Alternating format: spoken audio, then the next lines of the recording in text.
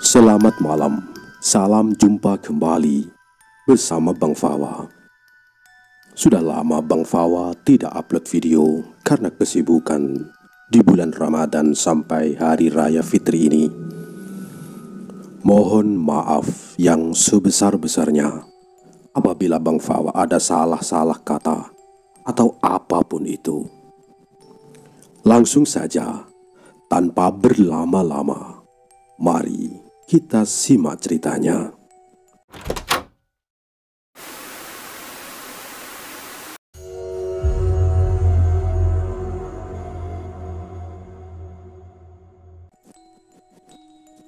Di sebuah daerah di dataran tanah Kalimantan, kita sebut saja namanya Rianti.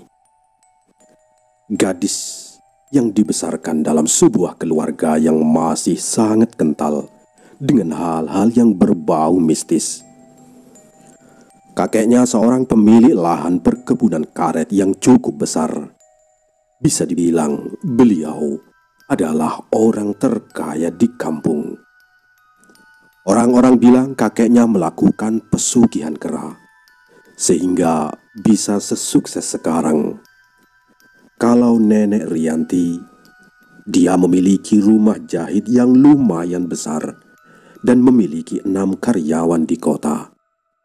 Sementara orang tuanya sendiri memiliki usaha rotan, usaha karet, rumah makan dan hotel. Semuanya berjalan lancar, malah semakin bertambah maju. Rianti adalah anak ketiga dari 4 bersaudara. Kakaknya yang paling tua berkuliah di sebuah kota di Pulau Jawa. Kakaknya ini juga memiliki kekasih yang merupakan seorang artis yang sangat cantik. Rianti sendiri bingung bagaimana bisa seorang artis cantik seperti itu mau menjadikan kakaknya yang wajahnya pas-pasan sebagai kekasih. Tapi dari yang Rianti dengar, katanya kakaknya diberikan sebuah warisan oleh kakek, yaitu ilmu pelet yang bisa menaklukkan siapapun target yang diincar oleh si pemiliknya. Kalau kakak keduanya Rianti, dia berkuliah di daerah Kalimantan Selatan. Dia adalah sosok yang sederhana dan tak banyak mau. Namanya Diana. Sementara Rianti masih duduk di bangku SMA dan adik laki-lakinya masih duduk di kelas 6 sekolah dasar. "Rianti," panggil nenek. "Iya nek," jawab Rianti. "Raihan mana? Kok belum pulang?" tanya nenek. "Gak tahu nek, tapi kayaknya memang belum pulang," jawab Rianti sembari menoleh ke arah jam yang terpajang di dinding. "Ya sudah, coba kamu jemput dia. Sekalian belikan nenek sate di warung yang ada di depan pasar itu ya. Biasanya jam-jam segini sudah buka," kata nenek seraya memberikan selembar uang 100 ribuan pada Rianti yang penampilannya masih acak-acakan. Dengan langkah sedikit kesal, Rianti lantas berlari ke arah kamarnya untuk mengganti baju yang ia kenakan. Dengan menaiki sepeda motornya, Rianti menuju ke rumah teman Raihan. Karena sepulang sekolah tadi, anak itu memang berpamitan main ke rumah temannya. Tapi sampai sore, dia belum juga pulang. Setelah menjemput adiknya, Rianti lanjut menuju ke pasar untuk membelikan pesanan neneknya tadi. Singkat cerita, malam itu selepas makan, kakek Rianti mendadak sakit. Tubuh tuanya terjatuh ke lantai dengan darah yang terus mengalir melalui telinga. Sebagian tubuhnya membiru, membuat semua orang yang berada di rumah menjadi sangat panik. Terlebih lagi, saat itu ayah Rianti sedang tidak ada di rumah. Akhirnya Rianti dan Raihan adiknya lah yang disuruh untuk memanggil dokter. Malam itu begitu sunyi. Bahkan suara-suara jangkrik yang biasanya ada di sekitar halaman rumah mereka pun tak terdengar sama sekali. Bulu kuduk Rianti tiba-tiba merinding ketika Raihan menunjuk-nunjuk ke arah atap. Di sana terlihat sesosok perempuan dengan gaun putih lusuh tengah melayang-layang dengan posisi membelakang. Dengan tergesa-gesa, Rianti langsung melajukan motornya keluar dari halaman rumah. "Itu tadi apa, Kak?" tanya Raihan adiknya. Rianti terdiam tak bisa menjawab. Meski dia tahu kalau yang baru saja dia lihat itu adalah hantu. Sekitar 15 menit dari rumah, akhirnya mereka berdua tiba di rumah dokter yang dijadikan sebagai tempat prakteknya. Singkatnya, setelah mereka tiba di rumah, kakek Rianti masih dalam keadaan seperti orang yang tak sadarkan diri. Namun, kedua matanya melotot, menatap langit-langit, dan mulutnya ternganga. Kata dokter yang memeriksakan keadaan kakeknya, beliau terkena serangan jantung. Tapi pernyataan dokter tersebut dibantah keras oleh nenek. Nenek bilang kalau si kakek tidak ada riwayat penyakit jantung. Dan malam itu juga Rianti kembali disuruh untuk menemui dokter yang sering kakeknya datangi. Jujur Rianti hampir saja menolak karena jarak yang sangat jauh untuk sampai ke klinik dokter tersebut. Tapi si nenek memohon sambil menangis-nangis, membuat Rianti dan Rehan mau tak mau harus pergi juga. Di perjalanan mereka berdua hanya saling diam dengan pikiran yang kacau. "Kak, aku takut, Kak," ucap Rehan membuat bulu kuduk Rianti lagi-lagi berdiri. "Takut apa sih? Kamu tuh laki-laki, masa sama jalanan gelap gini saja takut?"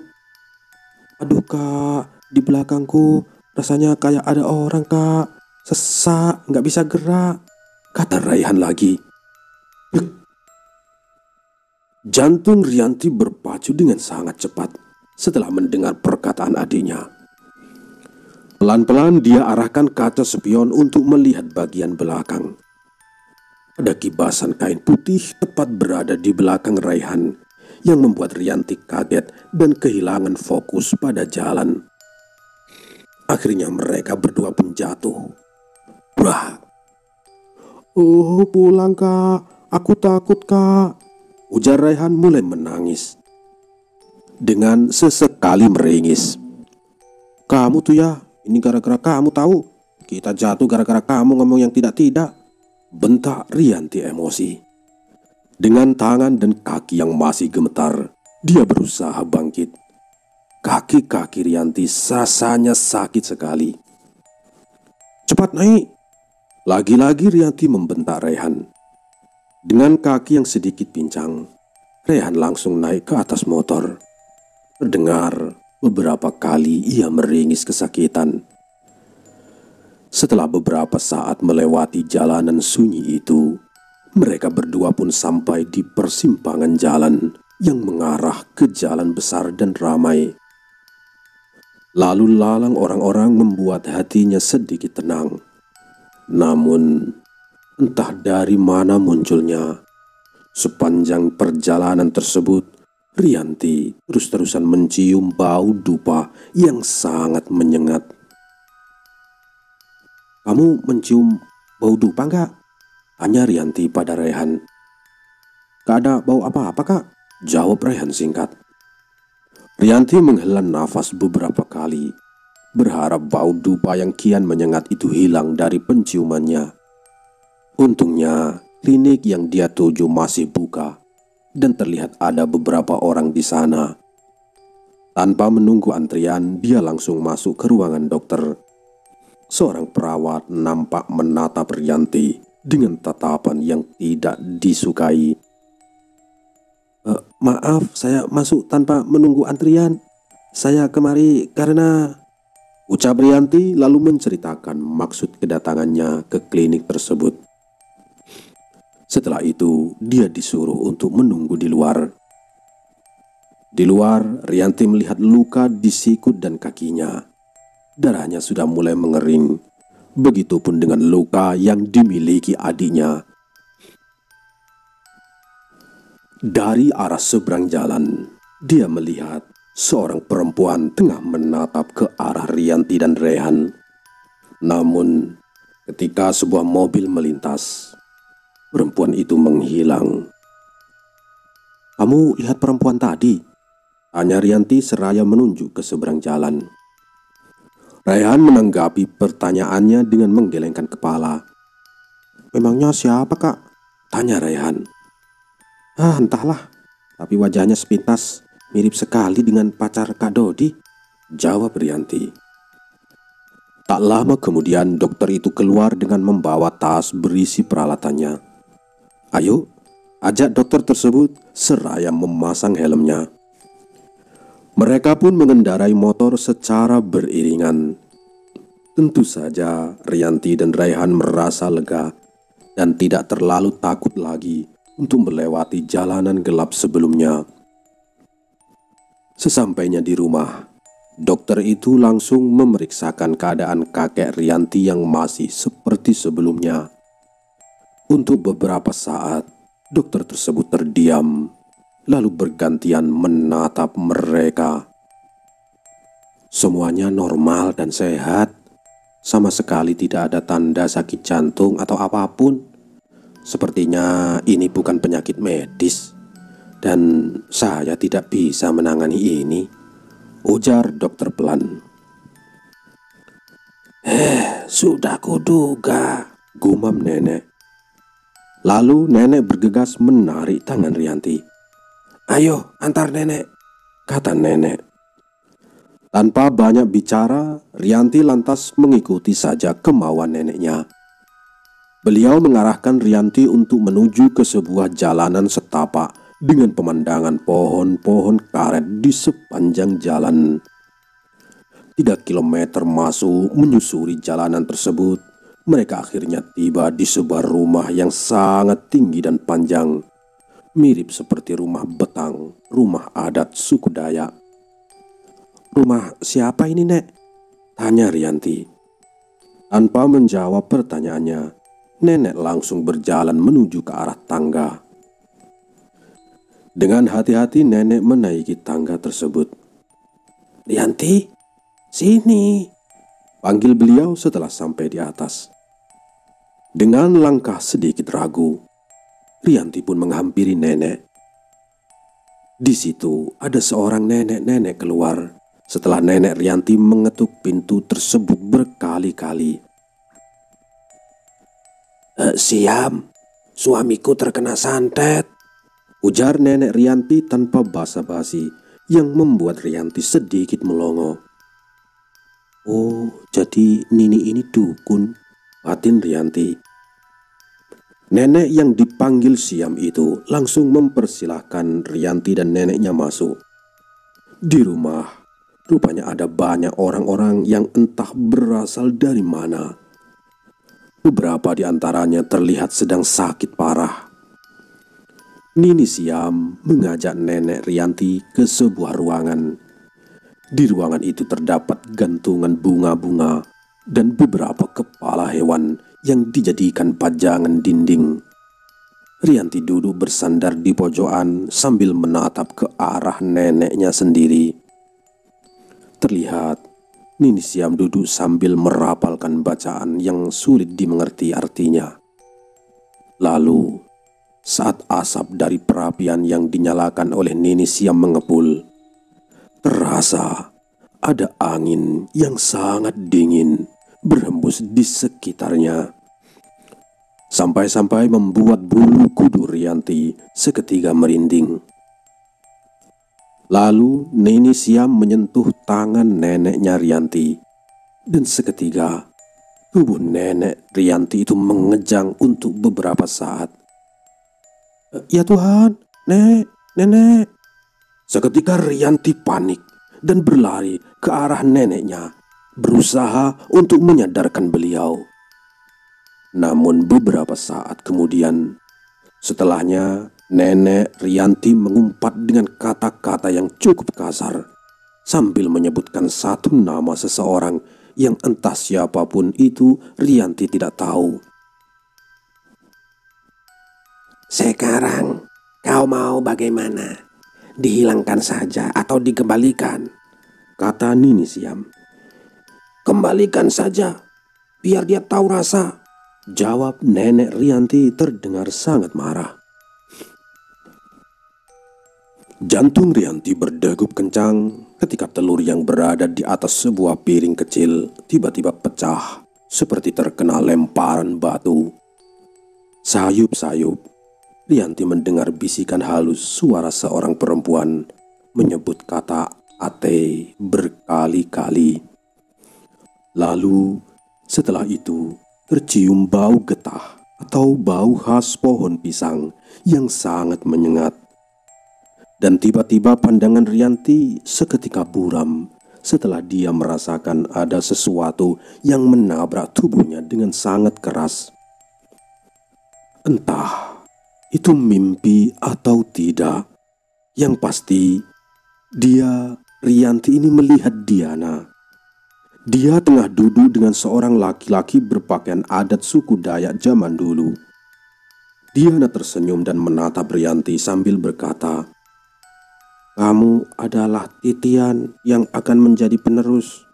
Berhati-hatilah," ucap Diana sebelum mereka berdua menghilang dalam kabut yang cukup tebal. Saat Rianti berpaling, dia melihat seorang lelaki tua renta berjenggot putih dengan penampilan serba hitam. Laki-laki tua renta tersebut tersenyum sinis menatap Rianti. Lalu kemudian sesuatu yang sangat aneh terjadi. Rianti mengeluarkan benda tajam yang tiba-tiba saja berada di tangannya dan langsung menebasnya kepada laki-laki tua renta itu hingga ia tewas bersimbah darah. Darah segar mengenai wajah Rianti. Rasanya aneh, tapi entah kenapa rasanya Rianti menyukainya. Dan tak lama, mata Rianti kabur dan tiba-tiba gelap. Shhh. Rianti terbangun dengan mata melotot menatap sekitarnya. Dia melihat neneknya menatap Rianti sambil tersenyum. "Baguslah, kau sudah siuman. Semalam kau kecapean. Maafkan nenekmu ini ya. Yang sudah menyuruh kau dan Rehan ke sana kemari," ucap si nenek. Kakek gimana, Nek?" tanya Rianti pelan. "Kau tak perlu risaukan tentang kakek. Dia akan baik-baik saja," kata neneknya. Singkat cerita, seminggu setelah kejadian itu, kakek Rianti kini sudah sehat seperti sedia kala. Tetapi ada yang aneh pada dirinya. Diri Rianti sendiri. Karena Rianti selalu bermimpi hal yang sama setiap malamnya. Seperti berulang-ulang. Bahkan sampai membuat Rianti menjadi tak berani tidur. Singkat cerita, sore itu sengaja Rianti pulang lebih awal. Dia mendengar percakapan antara kakek dan neneknya di ruang makan dengan sesekali membentak. "Aku terpaksa menggunakannya lebih awal karena nyawamu berada dalam bahaya," ujar si nenek. "Tapi dia belum matang. Kalau terjadi apa-apa padanya, bagaimana?" balas kakek. Hening.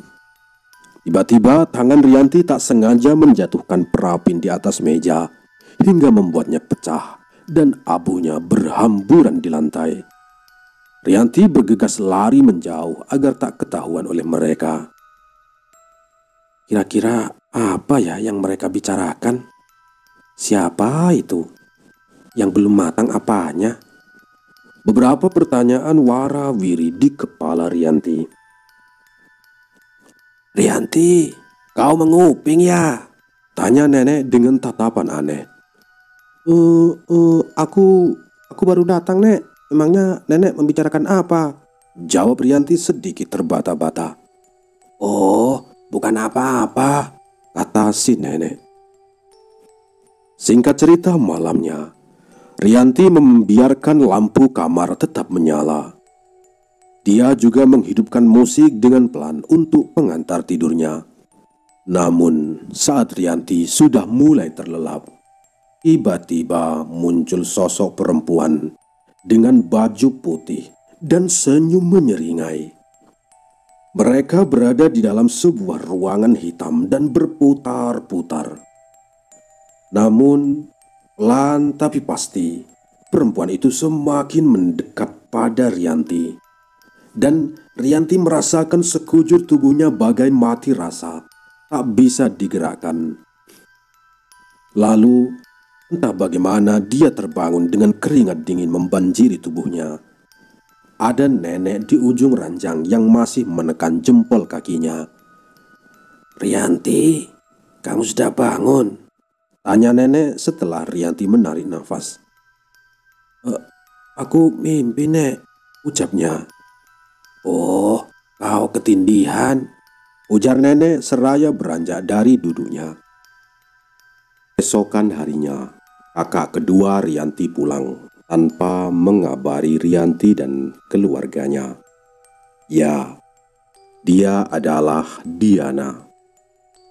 Senyumnya terlihat aneh, tak seperti biasanya. "Kau sudah dibawa ke rumah Nini Siam?" tanya Diana pelan saat Rianti berada di dapur untuk membuat susu. "Kakak tahu tentang Nini Siam?" tanya Rianti agak kaget. "Ya, tentu saja aku tahu. Dia itu dukun. Sudah banyak orang-orang yang datang dari luar daerah untuk bertemu dengannya. Dia bisa mengobati penyakit non-medis dan juga membuat penyakit," jawab Diana. "Kakak sudah tahu kalau kakek terkena santet?" tanya Rianti. Sudah bukan hal yang baru. Kehidupan keluarga kita memang tak jauh-jauh dari santet, guna-guna, orang maya dan lain-lain yang berbau mistis. Makanya itu yang membuatku enggan untuk pulang ke rumah, tutur Diana. "Lalu sekarang kakak pulang ada tujuan apa?" tanya Rianti. "Aku ingin meminta restu dari Abah dan Mama karena kekasihku bermaksud melamarku," jawab Diana seraya mengambil sebiji pisang mahuli yang terletak di atas piring. Itu kan sajen yang nenek buat. Kenapa dimakan?" tanya Rianti lagi. "Untuk dilabuh ke sungai kan? Ini pasti makanan untuk buaya," ujar Diana seperti tak peduli, dan dengan lahapnya memakan pisang tersebut.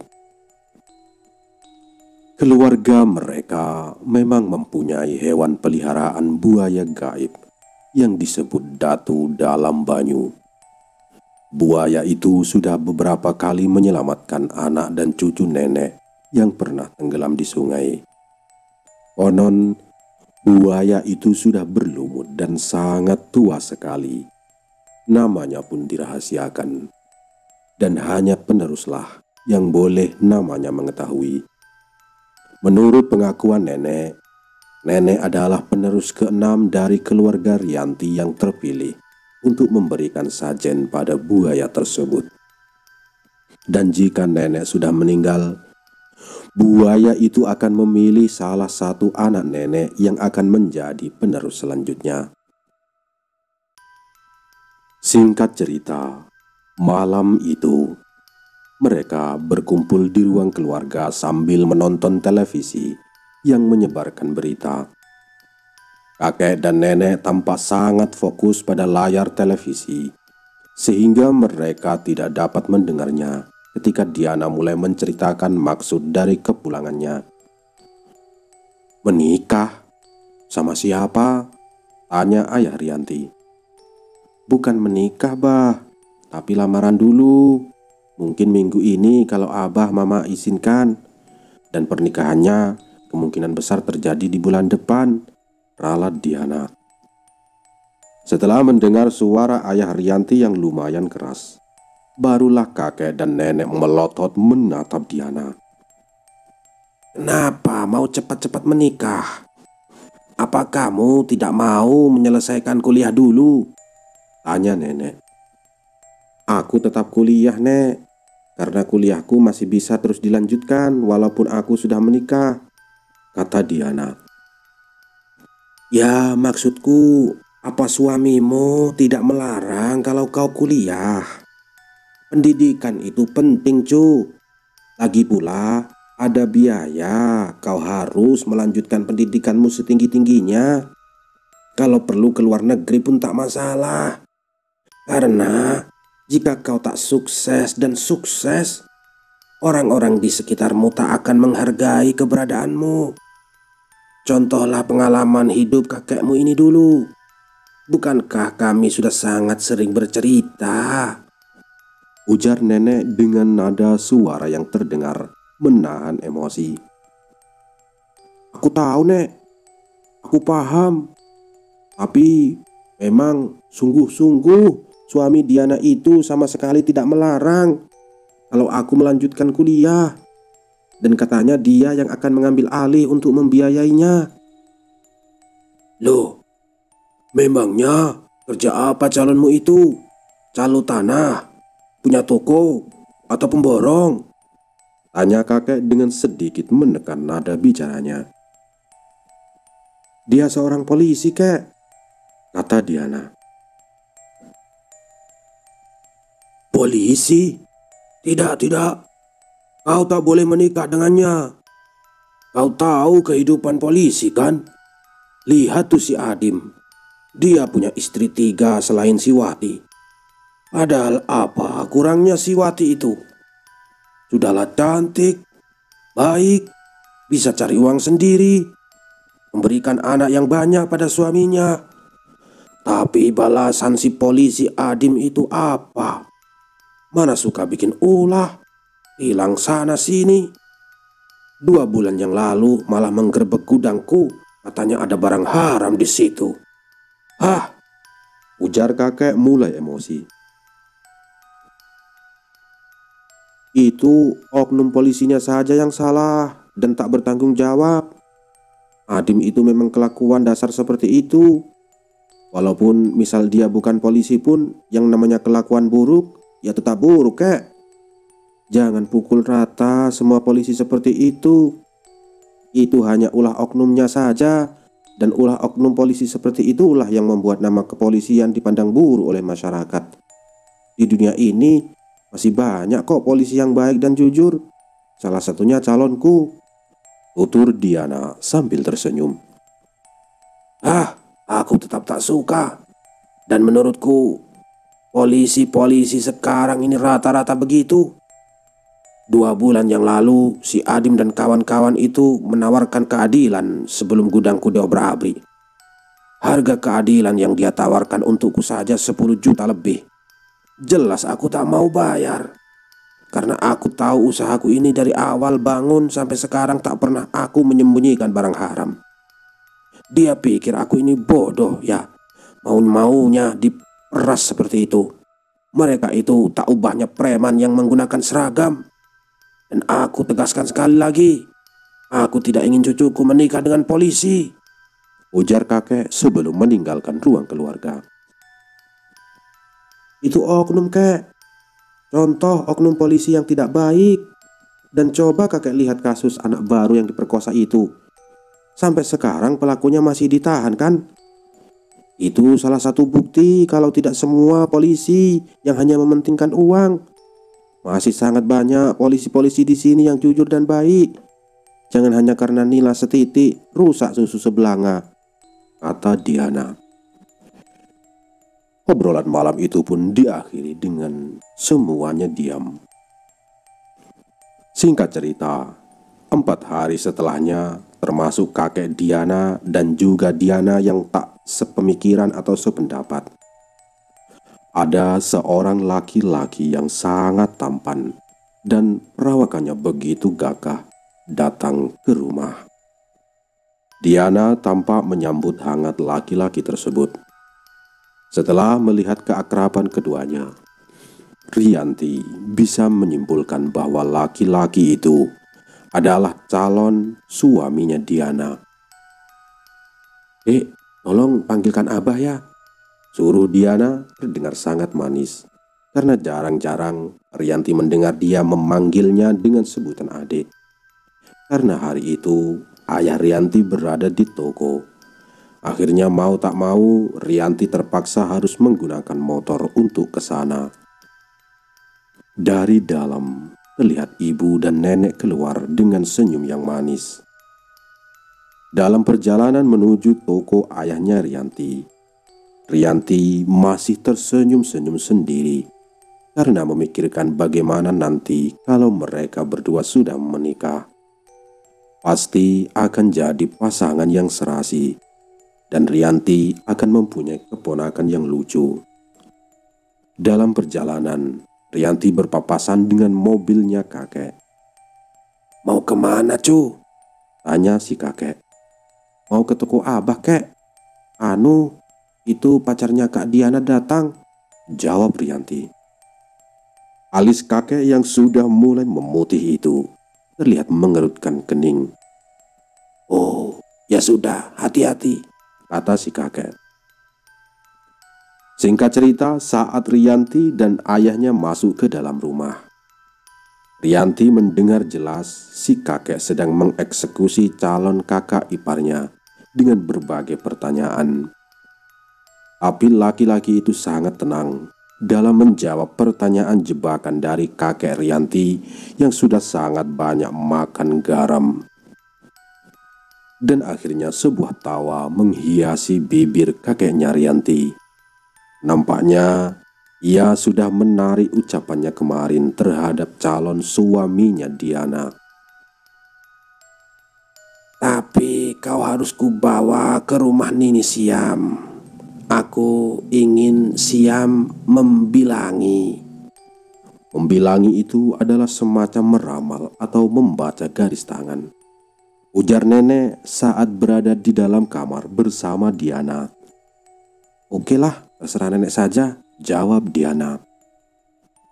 Berikutnya, setelah calon suami Diana pulang untuk mempersiapkan lamaran, nenek, Rianti, dan Diana diajak ke rumah Nini Siam. Tak seperti kemarin, sekarang rumah beliau lengang. Tak ada satupun orang. "Siam, aku datang kemari ingin kau membilangi cucuku ini," ujar nenek tanpa basa-basi. Jadi pernikahannya?" tanya Nini Siam tersenyum. Iya. Siapa nama laki-lakinya?" tanya beliau menatap Diana. Noval," jawab Diana singkat. Ya, ujar Nini Siam seraya menyentuh tangan Diana. Sesaat kemudian, terasa kembali oleh Rianti angin dingin yang menusuk tulang. "Pernikahan kalian hanya akan membawa malapetaka. Kesialan. Sebaiknya sudahi saja hubunganmu dengan laki-laki itu," ujar Nini Siam dengan mata yang melotot menatap Diana. "Loh, maksudnya apa?" tanya nenek Rianti. "Ramalan-ramalan seperti ini seharusnya tak boleh dipercaya, Nek. Dia hanya memperbodohkan kita saja," ujar Diana. "Diana, jaga bicaramu sebelum ini menampar mulutmu," bentak nenek yang seketika mengejutkan. "Aku tak memaksamu untuk mempercayai bilanganku. Tapi jangan menyesal di kemudian hari. Sekarang pulanglah," ujar Nini Siam seraya beranjak dari duduknya. Diana dengan muka merah padam menahan emosinya keluar, disusul Rianti dan nenek. Dalam perjalanan pulang, Diana dan nenek hanya diam tak bersuara. Rasanya Rianti saat itu seperti berada di tengah-tengah orang asing yang tak saling mengenal. Sesampainya di rumah, Diana langsung masuk ke dalam kamar. Begitupun juga dengan nenek. Dan alhasil Riantilah yang diwawancarai oleh ibu dan juga kakek. Dengan sedikit tergagap, Rianti menceritakan semuanya yang terjadi tadi dengan jujur. Kakek Rianti mengerutkan keningnya, lalu menatap jauh-jauh ke langit. Malamnya, kakek pergi tanpa berpamitan. Nenek yang sedari pulang tak keluar kamar terlihat mengejar pencapaian kakek. Namun langkahnya terhenti ketika beliau terjatuh di depan pintu. Ibunya Riantilah yang melihat pertama kali ketika nenek terjatuh. "Astaga, Ma, kenapa bisa sampai jatuh begini?" tanya ibu Rianti dengan panik. "Abahmu itu, aku pergi mengejarnya. Dia pergi entah kemana, aku tak tahu," ucap nenek dengan suara bergetar. Sementara itu, kakek sudah sampai di rumah Nini Siam. Rumah itu terlihat sepi, dan ketika kakek sudah sampai di depan pintu, terlihat pintunya sudah digembos semua. Di rumah, saat Rianti dan ibunya tengah membantu nenek, tiba-tiba terdengar suara teriakan dari dalam kamar Diana, membuat ayah Rianti lantas berlari ke arah sumber suara. Pintu kamar itu terkunci dari dalam, sementara suara teriakan Diana masih terdengar. Terlalu lama, teriak Diana. Buka pintunya Diana, buka!" teriak ayah Rianti dari luar pintu. "Rianti, cepat panggil si Arul!" suruh ayah Rianti saat Rianti baru saja tiba di depan kamar Diana. Rianti kemudian lari lagi menuju kamar kakaknya yang bernama Arul, yang merupakan asisten dari ayahnya. "Abah menyuruhku memanggil kakak karena pintu kamar Kak Diana nggak bisa dibuka," kata Rianti setelah si Arul membukakan pintu kamarnya. Kayaknya dia baru saja selesai mengaji. Tidak bisa dibuka bagaimana? Memangnya Diana kenapa?" tanya Kak Arul yang tak bisa Rianti jawab. Saat mereka sampai di depan pintu kamar, Arul nampak juga ikut panik karena mendengar suara teriakan Diana yang tak henti-hentinya mengatakan sakit. Kita dobrak saja pintunya ya, Rul," ujar ayah Rianti. Ayah Rianti dan si Arul kakaknya bersiap untuk mendobrak pintu tersebut dengan kekuatan penuh. Wah! Pintu terbuka paksa setelah beberapa kali didobrak. Engselnya sampai patah dan rusak. Di situ terlihat Diana duduk di lantai dengan keadaan yang menakutkan. Matanya melotot. Ada luka seperti cakaran di sekujur tubuhnya. Luka-luka itu terlihat jelas karena Diana saat itu hanya menggunakan baju tidur tanpa lengan dan celana yang sangat pendek. Di bagian kakinya yang berwarna putih, terlihat ada bekas berwarna biru mirip seperti belasan pukulan. Ibu dan nenek pun berteriak histeris. Saya panggil dokter sekarang saja ya, Pak," ujar Kak Arul sebelum pergi. Ayah dan Rianti mencoba mengangkat tubuh Diana ke atas kasur dan menutupi tubuhnya dengan selimut tipis. Wajah ayah Rianti terlihat begitu tenang. Sambil sesekali dia mengusap kepala Diana. Semua akan baik-baik saja. Bertahanlah nak, gumam ayah Rianti. Beberapa saat kemudian, terdengar sirine ambulan di luar rumah.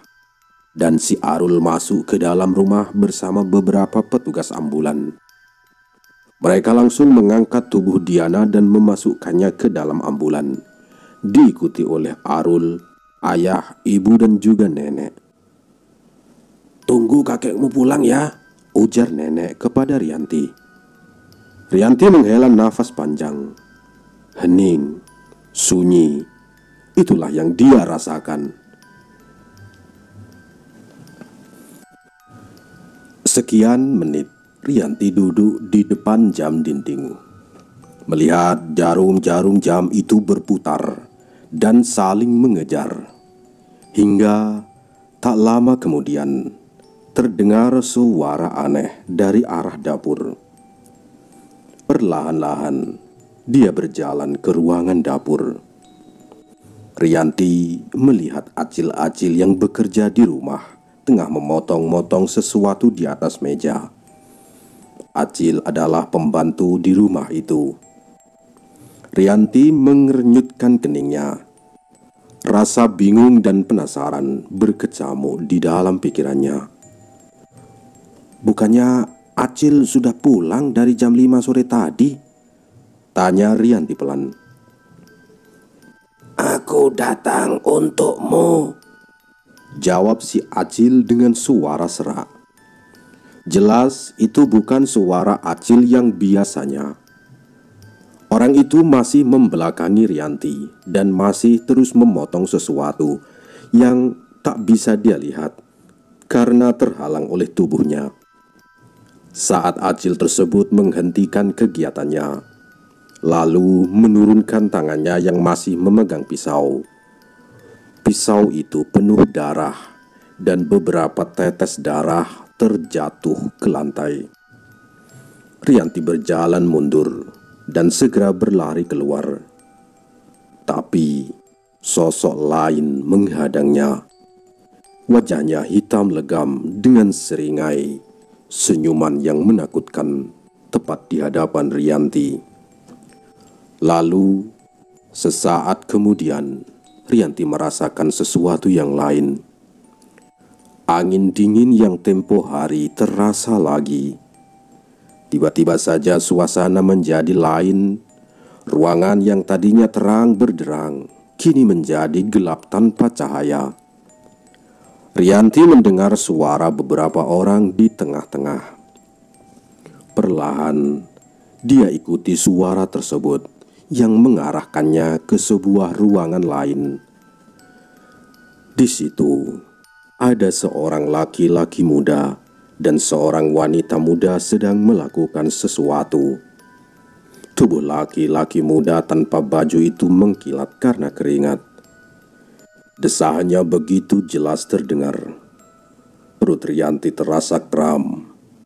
Dan saat Rianti menoleh lagi ke arah keduanya, si wanita muda tersebut berubah menjadi seorang wanita tua dengan rambut yang sudah memutih. Dan alangkah terkejutnya Rianti begitu melihat wajah laki-laki tersebut dengan sangat jelas. Kak Noval, gumam Rianti. Rianti. Suara kakek sayup-sayup menarik Rianti kembali ke dalam kesadarannya. Rianti menarik nafas panjang lalu menatap ke sekeliling. Kamu kenapa? Kemana orang rumah? Tanya si kakek seraya membantu Rianti bangun. Kak Diana tadi. Astaga, sudah kuduga. Terus kemana mereka membawanya? Potong si kakek. Ke rumah sakit, kek, jawab Rianti singkat. Kau ikut atau tinggal? Raihan belum pulang dari rumah Jul kan? Jul adalah paman Rianti. Belum, kek. Tapi badan Rianti rasanya lemas sekali, kek. Lanjut Rianti. Mendengar kata Rianti, akhirnya kakek mengurungkan niatnya untuk menyusul yang lain ke rumah sakit. Beliau lalu membantu Rianti untuk masuk ke dalam kamar dan membuatkan teh hangat untuknya. Kau tadi melihat sesuatu dalam mimpimu? Tanya si kakek pelan. Rianti mengangguk. Apa? Desak si kakek. Aku melihat calon suami Kak Diana bersama dengan perempuan muda yang dalam sekejap mata berubah menjadi nenek-nenek. Terdengar helaan nafas dari kakek. Wajahnya tiba-tiba berubah. Terlihat penuh emosi di wajahnya. Tidurlah, kakek akan menjagamu di sini, ucapnya kemudian. Keesokan harinya, kakek dan Rianti menjenguk Diana di rumah sakit. Bagaimana keadaan Diana? Tanya si kakek. Masih belum sadarkan diri. Subuh tadi Diana muntah darah begitu banyak, ujar ayah Rianti dengan raut wajah yang sangat lelah. Lalu, apa penyakitnya? Tanya si kakek lagi. Entahlah. Dokter sendiri belum berani memastikan penyakitnya apa, kata si ayah. Ini pasti penyakit kiriman. Santet. Karena Rianti melihat sesuatu tadi malam, gumam si kakek. Rianti? Jadi Rianti yang sekarang di... Shh, jangan keras-keras, potong si kakek. Rianti yang sedari tadi mengintip begitu sangat penasaran dengan apa yang kakek rahasiakan. Rianti belum cukup umur, Pak. Rianti belum cukup umur, Bah, untuk menjadi seperti itu. Seharusnya jangan dulu, ujar si ayah. Ibumu yang melakukannya. Sudah, jangan dibahas lagi. Cucuku itu kuat. Aku yakin tidak akan terjadi sesuatu, kata si kakek. Rianti mulai membayangkan mimpinya dan kejadian di rumah Nini Siam. Setelah itu, Rianti mulai mengalami kejadian-kejadian aneh yang dia sendiri sulit mencernanya. Beberapa waktu kemudian, Diana sudah sadarkan diri di rumah sakit. Namun, keadaannya sangat memprihatinkan. Tubuhnya lemas dan sangat pucat sekali. Ia juga mengalami kesulitan berbicara.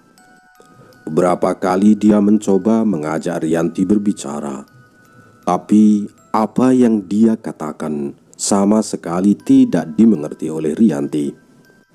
Namun, ada perasaan lain ketika Rianti menyentuh tangannya. Telapak yang diterima Rianti terasa panas, dan bayangan wajah seorang nenek-nenek tiba-tiba saja terlihat begitu jelas. Diana masih berusaha berbicara, meski Rianti tak memahaminya.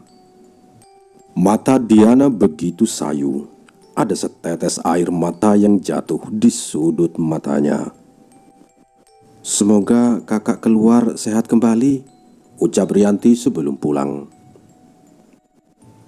Keesokan harinya, kakek berada di rumah nenek Siam, dan dia masih duduk di teras rumah nenek Siam, berharap wanita tua itu kembali dari perjalanan. Dan benar saja, menjelang malam, sebuah motor singgah di halaman rumah dukun wanita tua itu. Nini Siam berjalan menuju rumahnya dan tersenyap menatap kakek. Wah, ada apa menungguku? Tanyanya terkekeh. Aku perlu bantuanmu. Cucuku terbaring di rumah sakit, padahal tinggal beberapa hari saja menjelang lamaran. Apakah kira-kira ada yang melakukan sesuatu padanya? Kata si kakek. Sedari awal sudah kukatakan kalau laki-laki itu tidak baik untuknya. Asal kau tahu, laki-laki itu adalah cucu dari musuh bebuyutanmu yang kau santet waktu dulu, kata nenek Siam. Kakek terlihat berpikir sejenak, mengingat-ingat siapa gerangan orang yang dimaksudkan oleh Nini Siam. Siapa?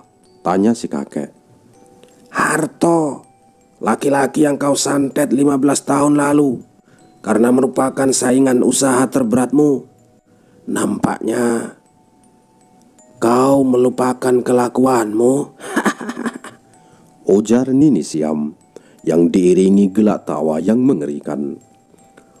Oh, aku benar-benar lupa, kata si kakek. Malam itu juga Nini Siam mulai beraksi. Di rumah, kepala dari Rianti mulai terasa sangat berat setelah angin dingin berhembus di sekitarnya.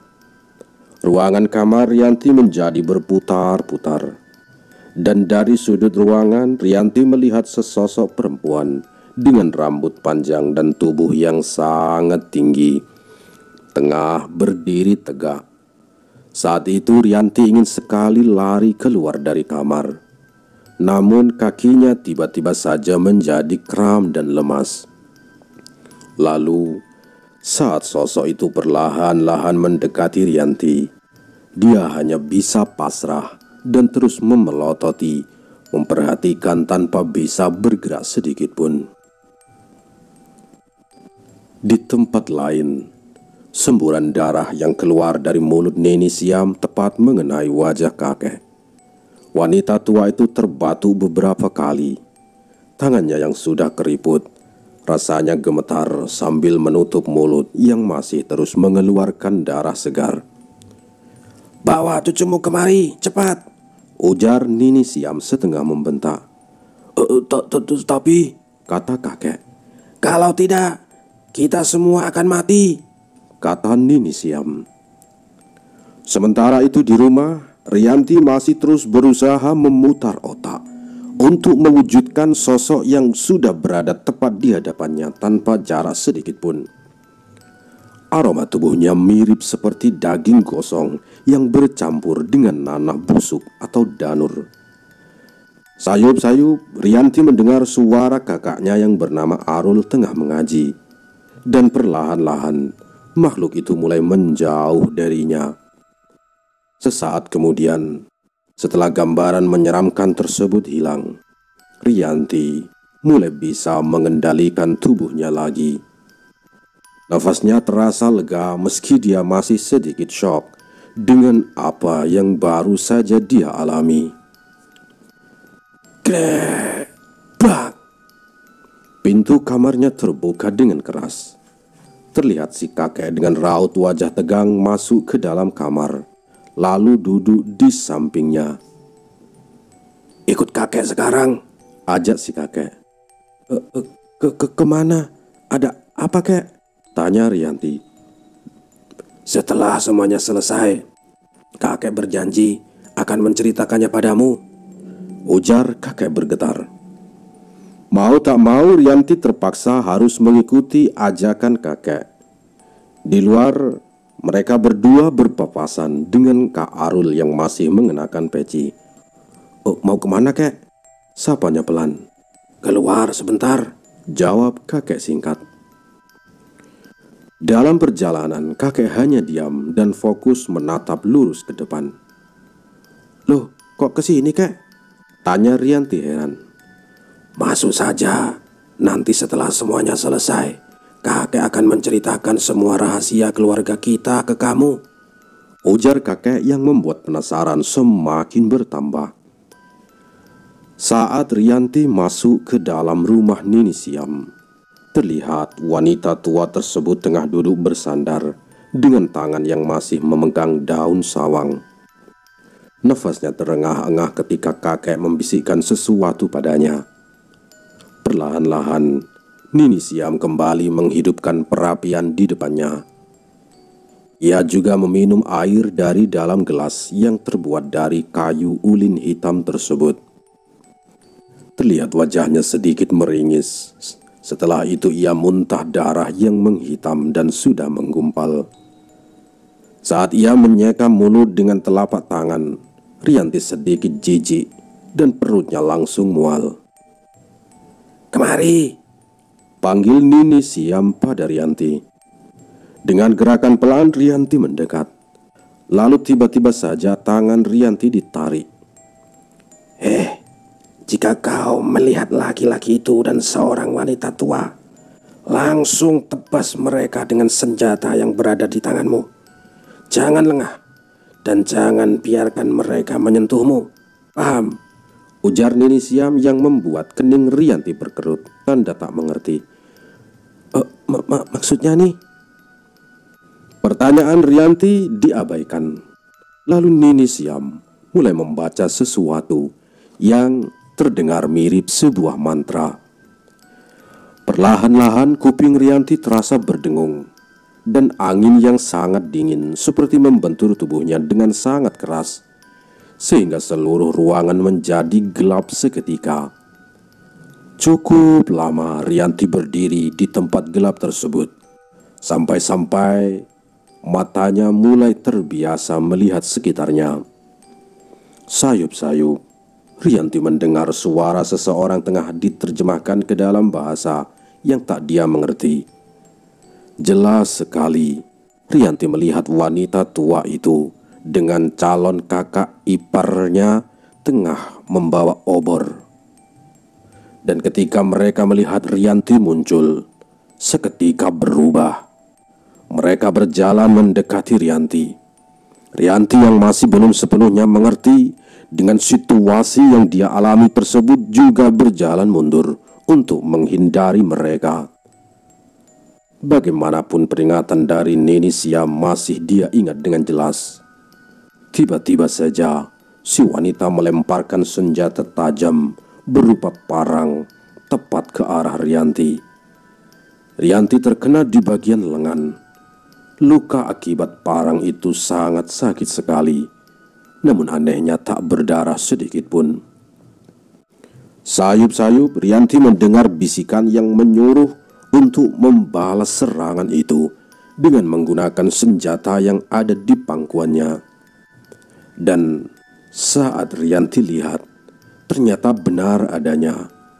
Sebuah parang panjang dengan mata tajam yang mengkilat sudah berada di tempatnya. Tubuh Rianti terasa ringan ketika dia melompat dan berusaha menyerang si wanita tua. Dalam beberapa kali serangan, Rianti berhasil merobohkan tubuh si wanita tua. Dan kini, tinggallah dia dan calon kakak iparnya yang bernama Noval itu saling berhadapan. Lalu bayangan tentang kejadian beberapa waktu lalu terlihat jelas, membuat Rianti kehilangan fokus. "Kakek," gumam Rianti seakan tak percaya. Dan senjata yang dibawa Noval tepat melukai dada Rianti. Rianti hampir limbung. Namun saat lelaki itu akan menusukkan senjatanya kepada Rianti, Rianti lebih dulu menusuknya dengan senjata yang dia bawa. Lalu mereka berdua pun sama-sama ambruk dan tak mengingat apa-apa lagi. Singkat cerita, semuanya telah usai.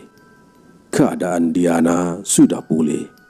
Namun Rianti masih terbaring di atas tempat tidur selama berbulan-bulan untuk menyembuhkan luka akibat pertarungan malam itu. Sampai kini dada Rianti pun masih terasa sakit, atau bila ia melihat daun sawang. Dan kakek juga sudah menepati janjinya untuk menceritakan semua tentang rahasia keluarganya.